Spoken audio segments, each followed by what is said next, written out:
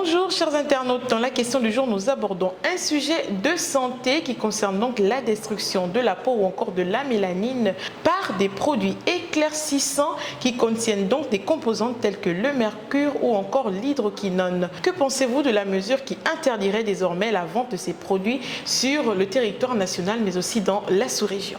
Je pense que le gouvernement veut nous protéger et du coup c'est pour nous protéger parce que le mercure n'est pas bon pour notre peau. Donc moi je trouve ça bon de le faire parce que ça peut tuer des personnes, c'est très dangereux. Et vraiment c'est vraiment ce que je peux dire par rapport à ça. Pour moi je pense que c'est une bonne chose, ça limite les dégâts parce qu'il y a beaucoup de dangers.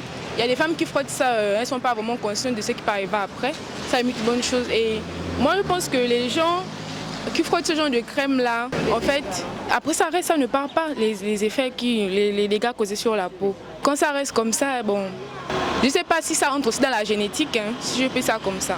Je ne sais pas si ça entre dans la génétique, mais pour moi je pense que ça agit aussi dans le corps. C'est fait que quand tu frottes maintenant une autre crème pour essayer d'enlever, ça aggrave la situation parce que ta peau est déjà habituée à une certaine crème. Donc voilà, c'est un peu ce que j'avais à dire. Mais je pense que c'est une bonne chose qu'on retire ce genre de produits du marché. Moi, je trouve que la mesure est bien prise parce que nous-mêmes, le maquillage nous a détruits.